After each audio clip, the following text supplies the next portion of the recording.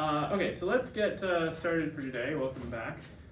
So the topic I want to talk about today is the minimal model program. So I just want to kind of give an overview of the minimal model program in 3 dimensions and more. Because the last time we talked about Castelnuovo's theorem and how you could apply that theorem to contract -1 curves on your surface to end up at a minimal surface where kx is nef. So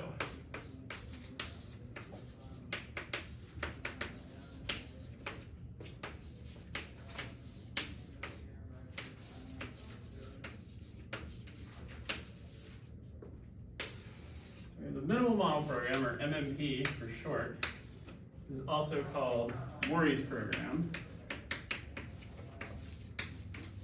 So the ideas in this program are due to a great many people, but we certainly emphasize the contribution of Mori, who came up with a great many of these ideas. And really, I mean, it's like if you have to think of one person without whom this program doesn't really quite get off the ground, it would be Mori. So last time,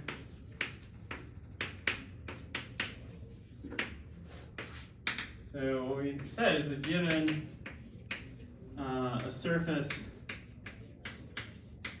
S, let's say, it's a smooth surface S with Dyer dimension of S being non-negative, which is just to say that there's some pluricanonical form on your surface S, we can contract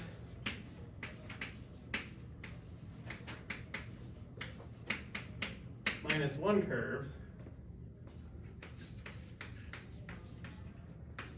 until we get S prime, also a smooth surface, but S prime is a minimal model. We have that Ks prime is nef. Okay, so this is this is kind of, what does classical mean? But when I was in grad school, there it said, well, this is the classical theory of minimal surfaces, and it doesn't take a lot of heavy machinery to achieve this result. And the goal then was to extend this result into higher dimensions. So I want to just briefly talk about why we're doing this. So what's our goal? Well, so first off, you can just think about, with any mathematical theory, you want to have an understanding of the objects of that theory. So, when you're doing algebraic geometry, we would like to have an understanding of what algebraic varieties are. And when you have an algebraic variety, you'd like to be able to go and look it up in your Rolodex or whatever. So, broadly stated, this is to say something like we want to classify algebraic varieties.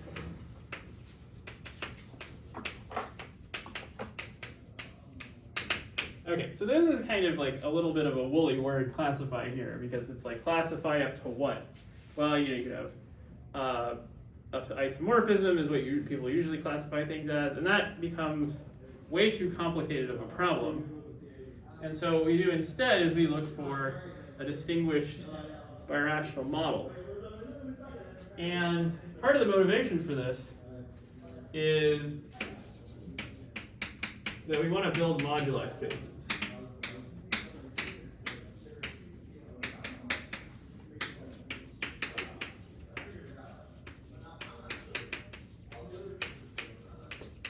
Now, when I was in graduate school, people talked a lot about MG and MG bar, and I was just kind of like, oh, okay, this is a thing that we study, and I didn't really know why. And now, I still don't know why, but I think I have some answers.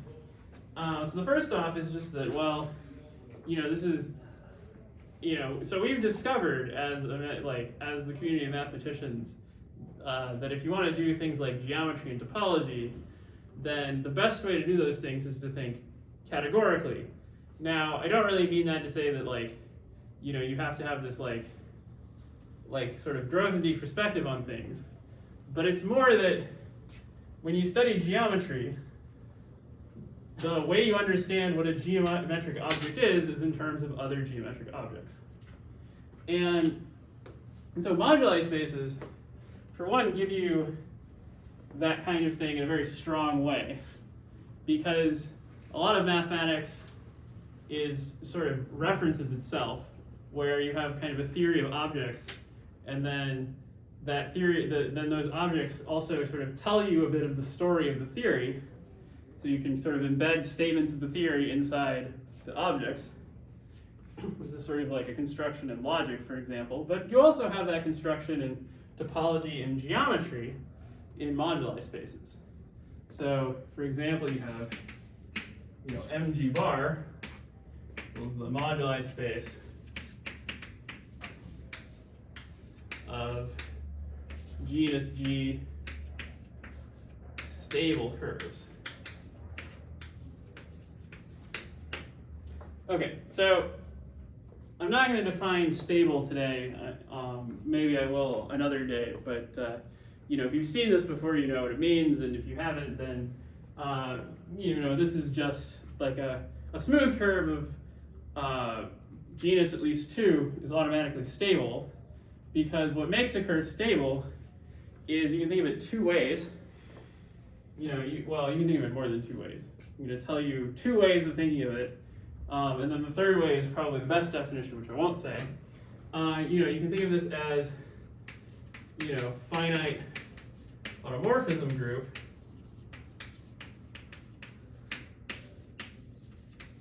or you can think of this as curves with ample canonical class. And because a curve, once you normalize it, then there's no other birational models. This is not really so difficult to ask for. When you're actually constructing this space, you have to make use of the fact that the canonical divisor of a genus G smooth curve is always ample if G is at least 2, but it may not be very ample, but 3 times the canonical divisor always is. So this is a nice thing that you can sort of uniformly build the space out of projective embeddings. Okay, so the idea is we want to build these moduli spaces. I should say another reason that kind of goes along with this idea of spaces representing each other is that you also want to understand your space in terms of other spaces, and that can include, you want to understand your space in terms of what are the curves that live inside it. So this is where you get ideas like Gromov-Witten theory and Donaldson-Thomas theory, like lots of theories for embedding curves in your variety and intersecting them and counting them and all this sort of thing. It all comes from building moduli spaces like MG, but building a well-behaved moduli space is, kind of tricky. You need conditions like this. So this is why we want to, when we have a variety, we want to produce a model where the canonical divisor is nef or ample or has some positivity condition, because that's going to be something that guarantees we don't have too many automorphisms, and it's also going to guarantee that when you take a limit of a family, you can just say, well, what's the limit of a family of canonically polarized curves? Well, it's just you make the total family canonically polarized over the base. And then, well, it's canonical, so there's only one way to fill it in. So if you don't do this, you can run into trouble you'd get a moduli space that's not separated, or one that has a very large automorphism group that it's no longer a Deligne-Mumford space, but you have to have these like large stabilizers with some kind of Artin stack. Okay, so this is kind of the idea of like why we would want to do this. And just in total, I want to kind of emphasize that the metaphor I have is like, is that this is like telling you how to do surgery, but in the algebraic setting. So topologically, you do surgery to kind of change your space and to understand like knots in S3, or to understand different 3 manifolds. And here we're doing kind of the same thing. We're taking an algebraic variety, and then we're breaking it apart into kind of notional pieces according to this paradigm of, there's one really nice piece with the canonical divisors, ample, and then, maybe there's some other junk. Okay, so our way of achieving these goals is we're formulating the following problem. We're going to start with some smooth projective variety X.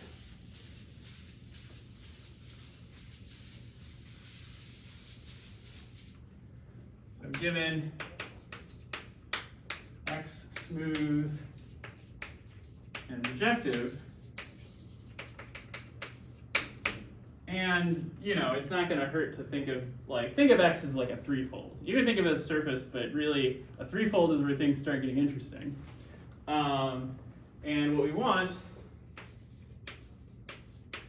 to produce a birational map to X prime with Kx prime nef.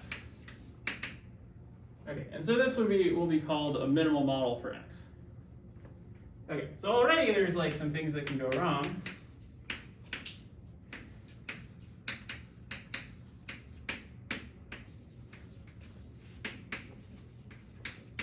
Okay, so namely, if the canonical divisor, the sections of that is a birational invariant.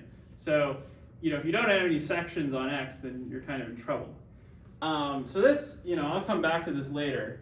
I don't want to consider this separately because, in fact, the way the minimal model program works is it's going to produce a procedure for altering X where it'll hopefully terminate like this, but if it doesn't, it can terminate in another way where we demonstrate that, which demonstrates that X doesn't have any pluricanonical forms on it. Okay, so what's the procedure?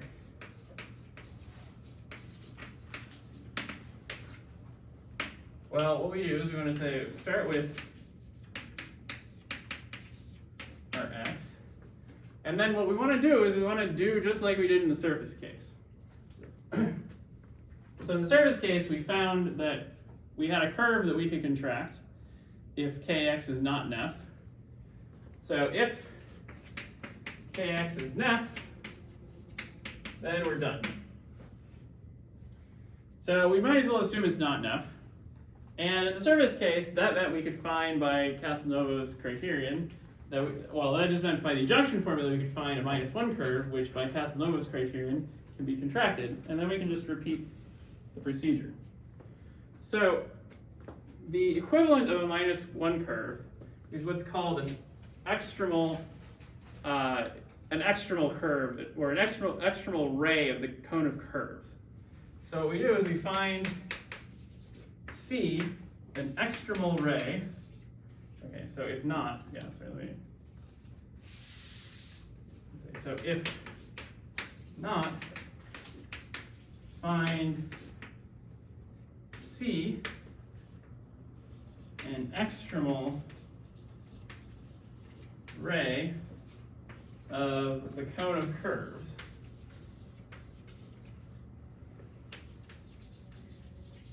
With K dot C negative. Okay, so I'm introducing some new terminology here, like what is the cone of curves, what's an extremal ray, but today is kind of an overview day, so I'm not going to go into a ton of detail here. But we saw, for example, on a surface that divisors come in a cone, effective divisors. So for a surface, the cone of divisors is just the cone of curves. Now on the other hand, in higher dimensions, divisors aren't curves, but the space of, if you think of the curve classes and make them into an R vector space, that's going to be the dual vector space to the divisors. And then the effective curves form a cone inside there. Now, the ample cone in the divisors is the dual of the nef cone rather in the divisors is the dual of the cone of curves. And what we're looking for by an extremal ray is just something where if you intersect that cone of curves, you just get a single ray. So let me just give you kind of the picture.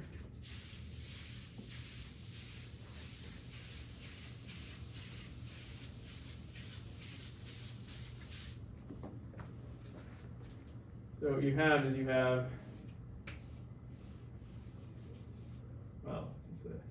okay, so I'm going to draw it like this because I want to emphasize that the cone of curves may not be a rational polyhedral thing, but the idea is that the kx negative part of it should be.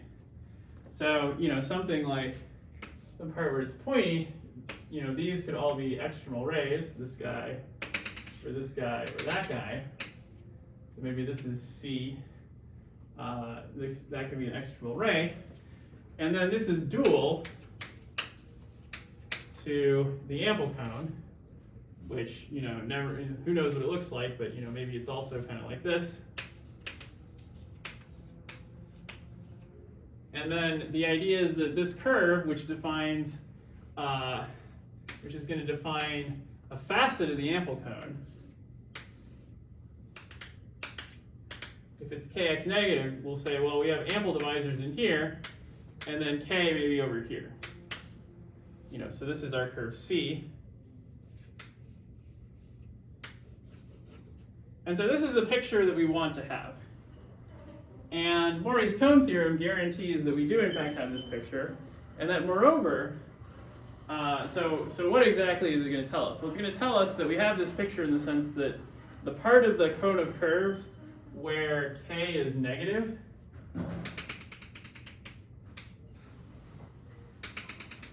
is pretty close to being rational polyhedral. So this hyperplane right here, this is the divisor kx, because you can just pair it with the curves, and this is all the curves where k is 0.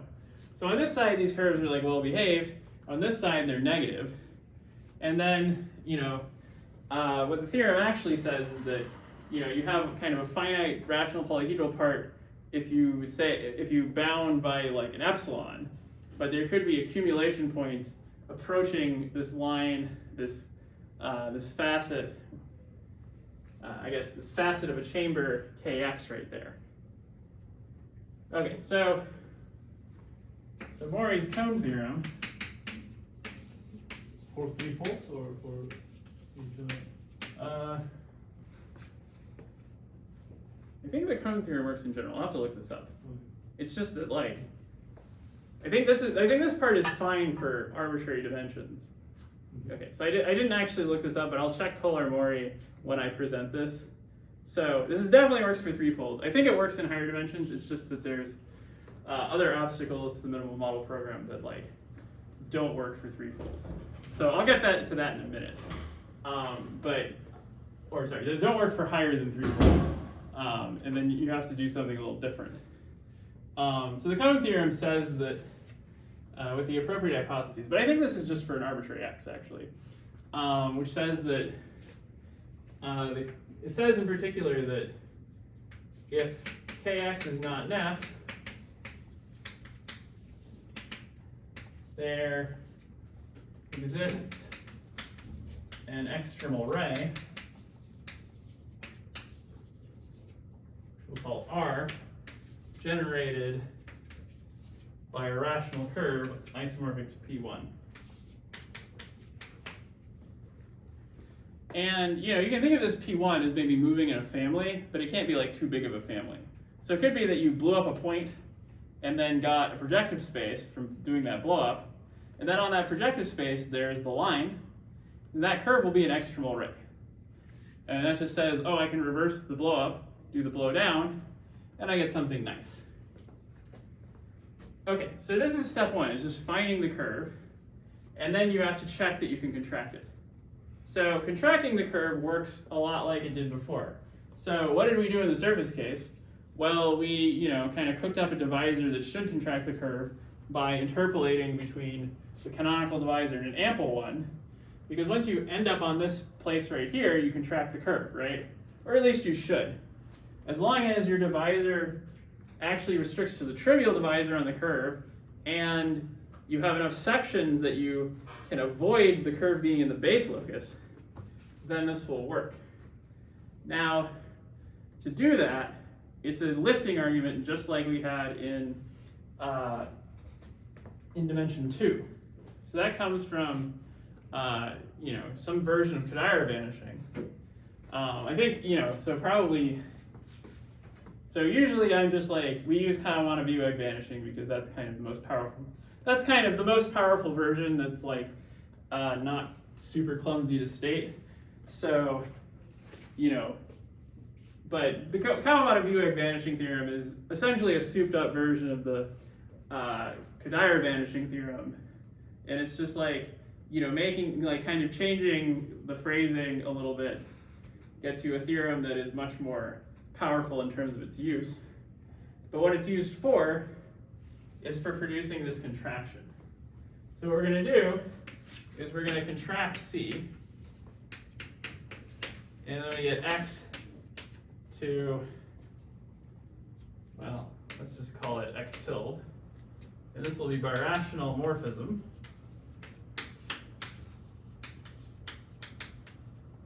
Which contracts our curve C.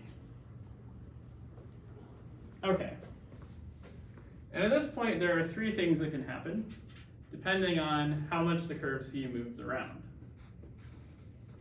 So let's just start with the first one. So the first one I'm going to say is if the curve C covers the entire space X.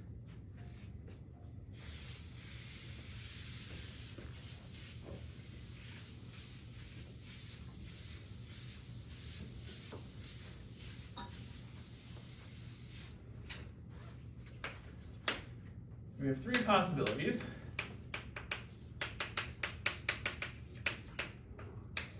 So one is that C covers, so when I say, well, let's say C in the,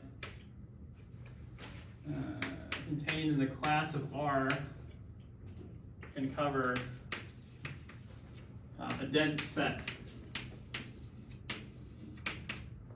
X. So basically, this is the idea that what if you just had Pn, right? Well then, on Pn, K is negative. So if I run this procedure, I just get, well, I take any curve, and I might as well take the line that's the generator of the single ray you have in the cone of curves. If I contract that, I'm just contracting my projective space to a point. All right, so then in this case, what happens is that we get a Mori fiber space.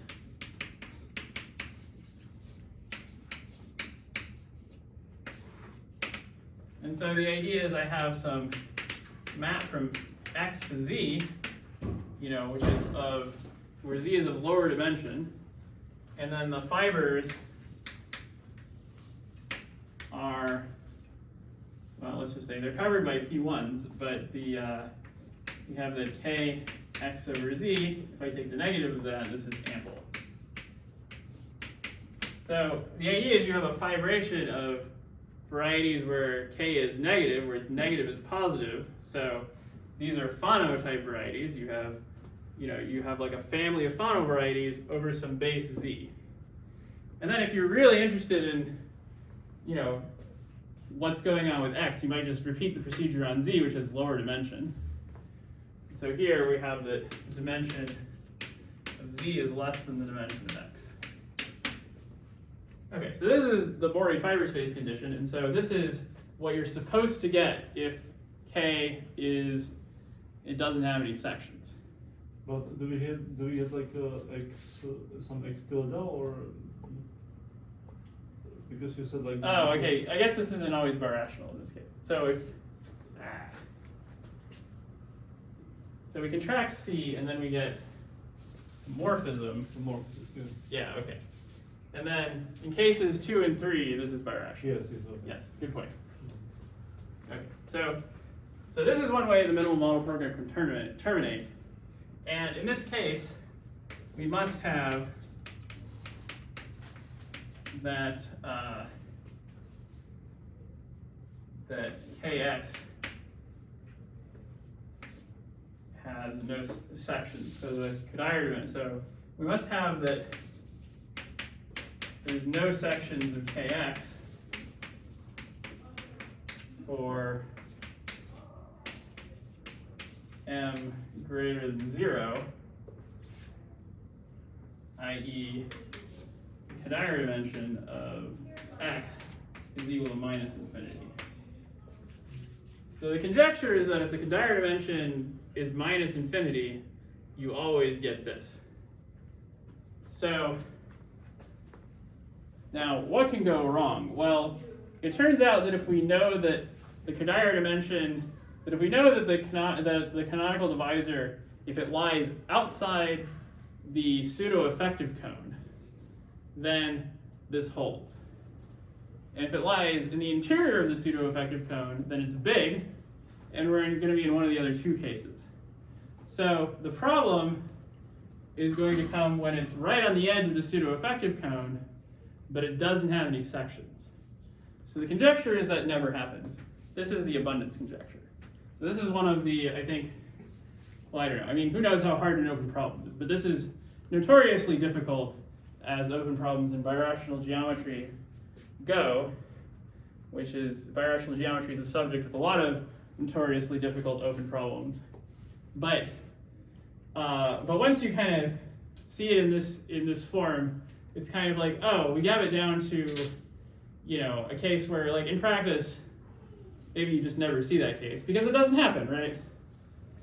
So, yeah, so this is one of the things that should happen, is that if K didn't have any sections, we should eventually get to this case right here, where we see that some birational model of X has a fibration over something of smaller dimension, where the fibers are Fano varieties and hence covered by rational curves, even rationally connected.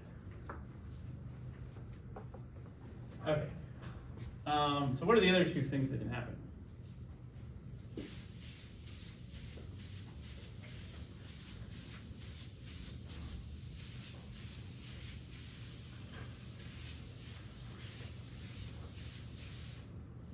Okay, so two, is that C covers, and the idea here is you take curve classes, you know, you take curves in that class, you move them around, and they cover some divisor.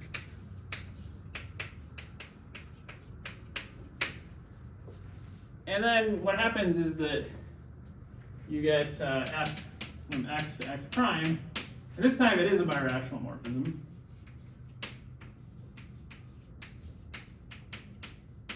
And then we can just repeat the procedure, and everything is nice because we've decreased an invariant, the Picard number has gone down by 1. So this is just like the circus case.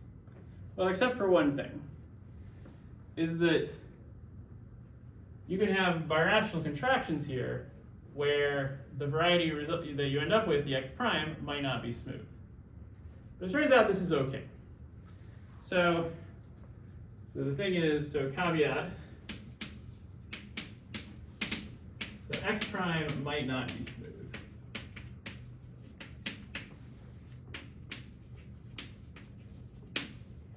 Okay, well, it turns out this is not really such a big deal. So the solution to this is to first note that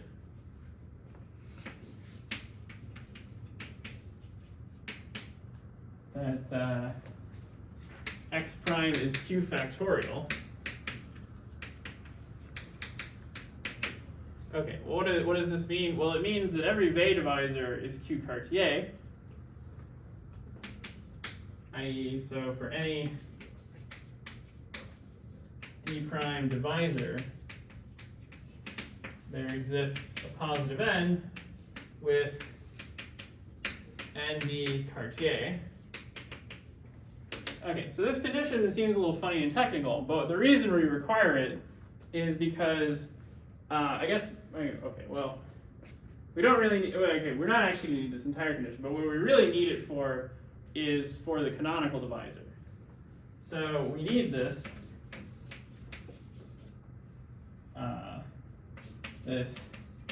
at least for d prime equals k.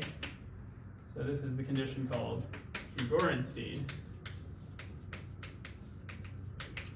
Because if we don't have this, then we don't even understand maybe what it means for k to be Neff. So at that point, our procedure would break down and we would be in trouble. So already we're saying, okay, well the singularity is not too bad. But the other thing is that, those singularities, you just want to make sure they don't get you into trouble. So what we do is we define classes of singularities that play nice with the minimal model program. And for this minimal model program, x prime is guaranteed to have terminal singularities.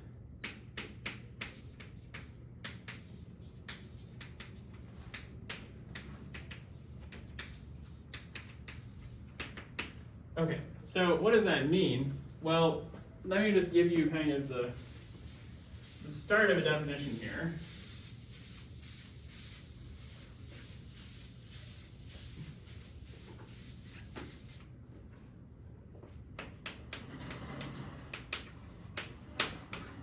So, given any, say, resolution of singularities, let's use G here.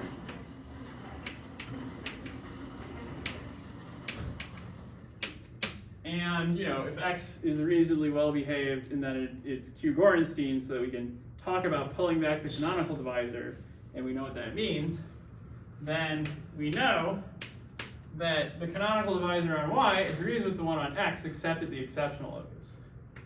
We have Ky is G upper star Kx plus Ai Ei, where Ei are exceptional.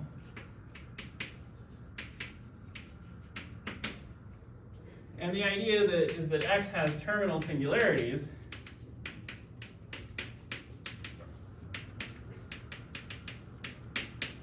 And then canonical singularities.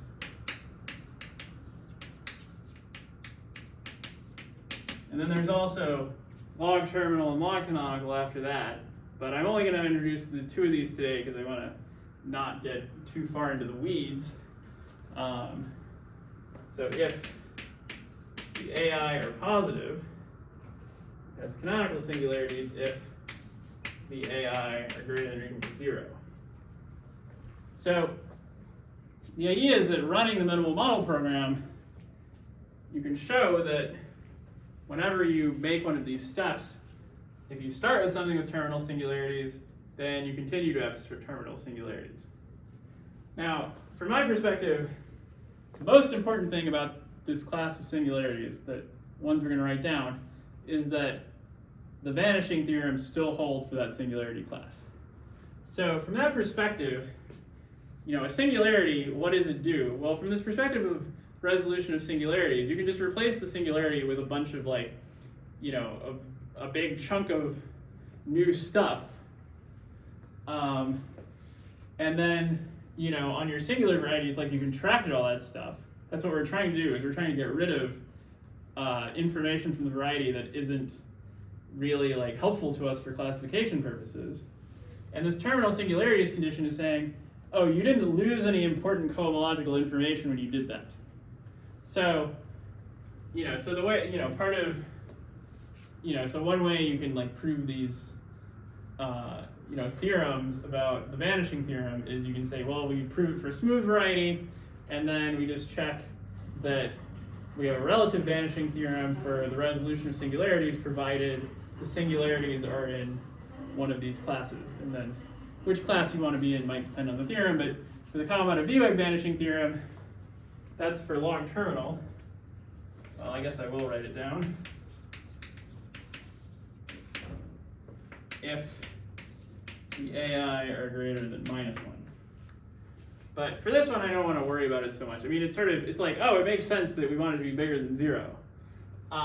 It's kind of weird that we want it to be bigger than -1, but these are for pairs. The idea is that when you get into log terminal and log canonical, which is where you make this greater than or equal to, is that instead of considering the canonical divisor, now you're considering a log canonical divisor, where you might allow poles along some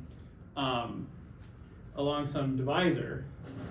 And so then this -1 is saying, oh, well, this is if we have a pole of order 1 along the divisor. We're treating all divisors equally, the ones that are in the exceptional locus as well as the ones that were part of the original pair. But that symmetry doesn't become apparent if you don't have divisors in the original pair. So, for today, let's just stick to these. And I don't really want to say much about these, just besides that we do need to bring them in. And the other thing is that we need, is that they're not going to cause us any problems because they still have this Q-Gorenstein condition. And yeah, so we still have this Q-Gorenstein condition, and the vanishing theorems still hold. Okay, so those are the first two cases. And then the third case. So the third case is the really interesting and surprising one.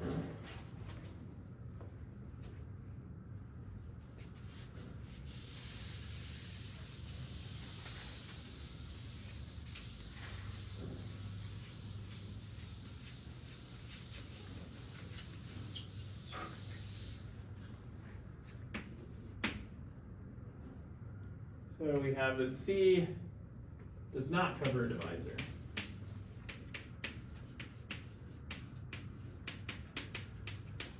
So for the threefold case, this just means that C is a curve that doesn't move at all. That it's just a single curve with a lot of, with a very negative normal bundle. And then if you try to, and then you can try and contract it. Okay, and so here is where the problems arise. So the idea is we get, again, a birational morphism x to x prime.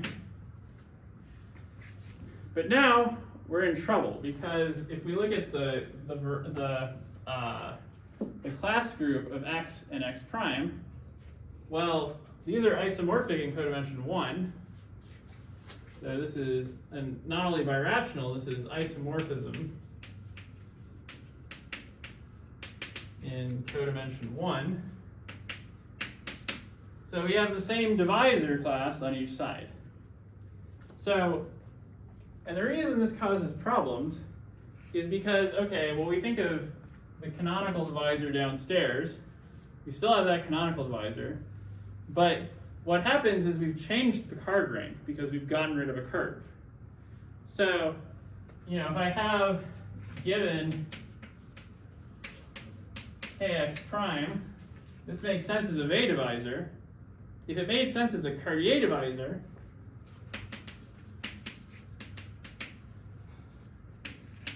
so even just changing the coefficient in front, then we have f upper star of kx prime. Well, this would be equivalent to kx, but this can't be the case because if I pair with the curve upstairs, well, the curve gets contracted. So this guy, if I dot it with my contracted curve, has to be equal to 0. But we chose that curve so that it would be kx negative. So this is a contradiction. And so this is the thing that can't be true. So we have a problem. We have that kx is not to Cartier.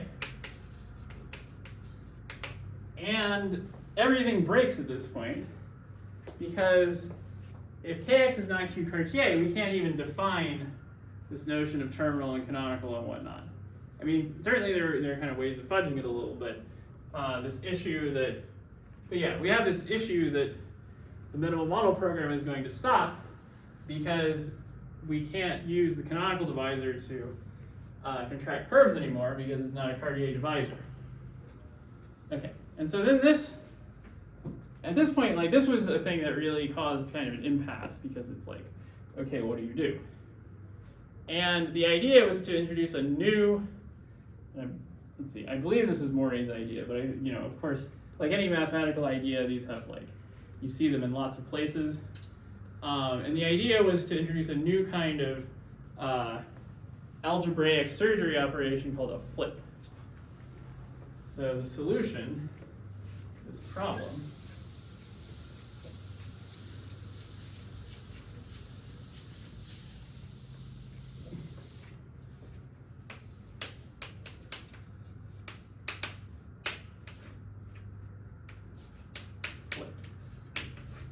Okay, so what is a flip? So I think, yeah, I haven't quite planned out how I'm going to present. Like, I was kind of going to give this lecture, and then this would be kind of like the overview, and then from here we could leap off into one of many topics. So at some point, one of those topics is going to be, what is a flip? There's a really nice article that Miles Reed wrote that explains this. I think, at least that was the paper that I read that really made this click for me.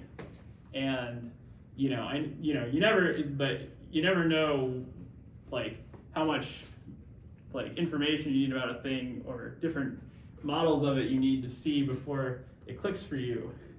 But the perspective that Reed takes is one that I'm going to follow.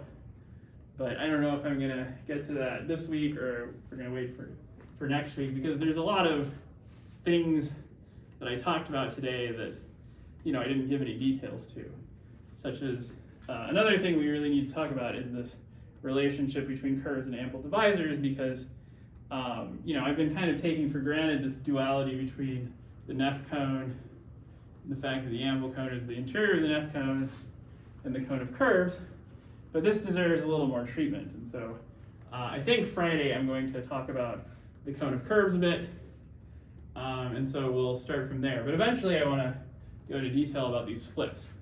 So what is the flip doing for us? Well, what do we have over here? So we have x to x prime, and then the idea is we hit this and we're stuck.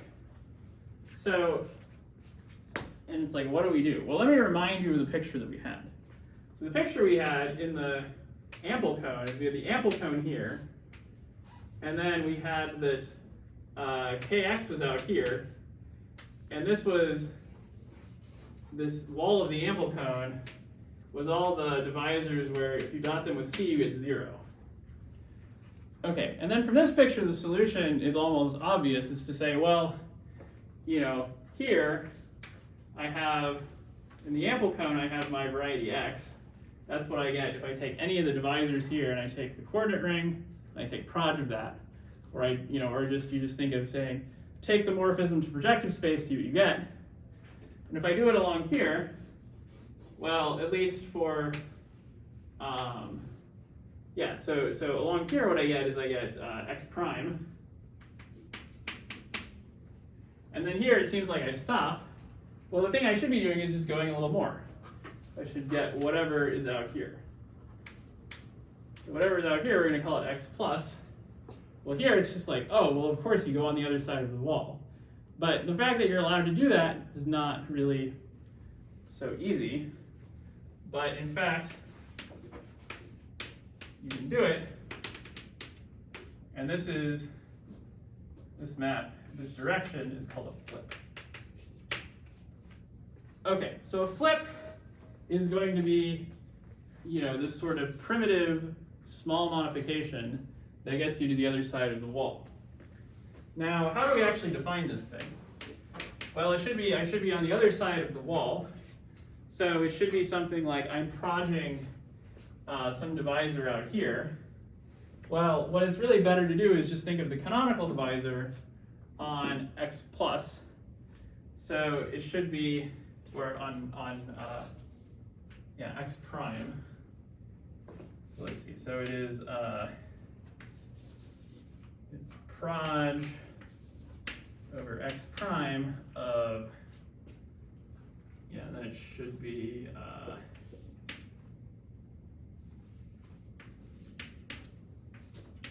think this is the right way to write the ring.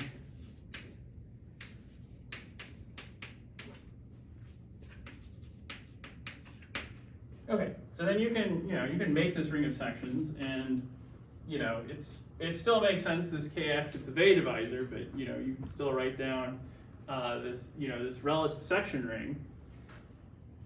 Well, actually it's an F lower star, so it's an F lower star with a line bundle. So yeah, this makes sense as a section ring, and then you take proj of this thing, and this works great as long as this ring is finitely generated.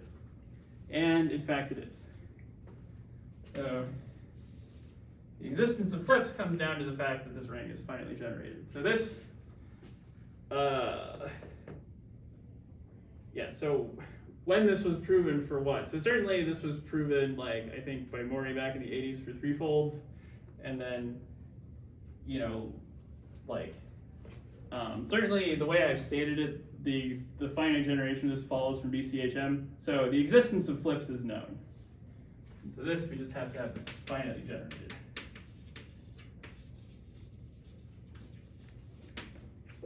Okay, so that's a flip.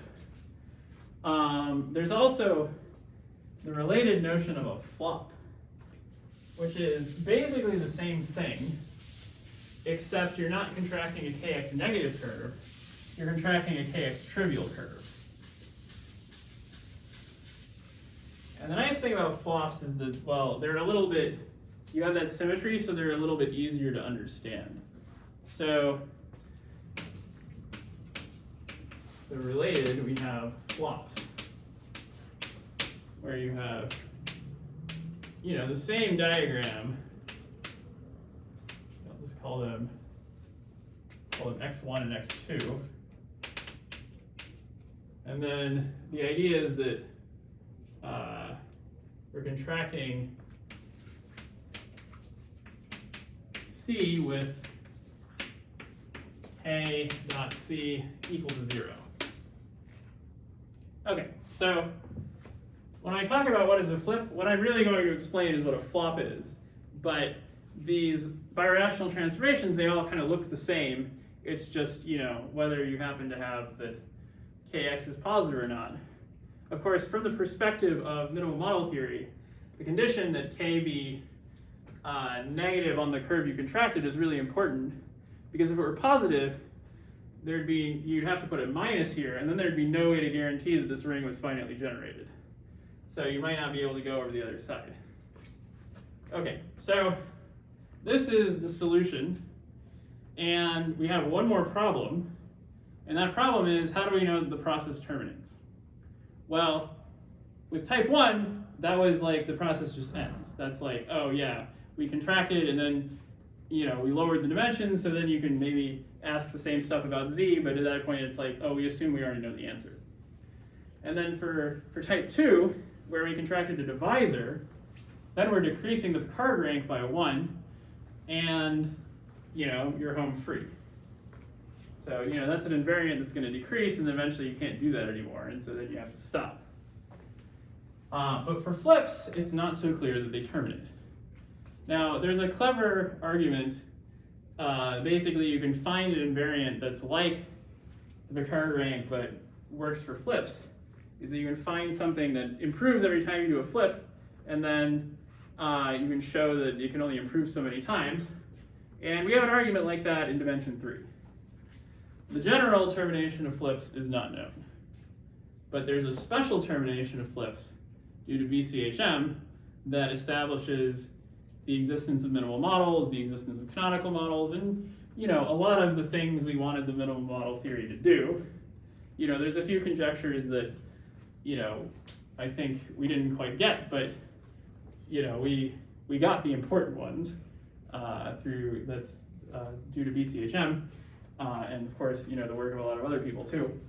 But, you know, the kind of, the way I want to illustrate it, it's like if you're lost in like a labyrinth, it's like maybe there's like light under the doors, you know, like, so a flip is just like, oh, I pick a door where it's brighter than where I am. And you don't know if you'll ever get out of the labyrinth that way. But if you know, oh, the sun is to the east, and I just walk east, and I just pick the door that's most east every time, then I will eventually get out of the labyrinth. So that's like the difference. And so that's the difference between special termination and the full termination of flips, which we know in dimension 3, but not in general. Okay, so I think I better stop there, and then I think next time we'll talk about the cone of curves with just like the relationship between curves and ample divisors, so Kleiman's criterion and the Nakai-Moisheson criterion. And then, yeah, so we'll just kind of branch out from there. So that'll be it for today.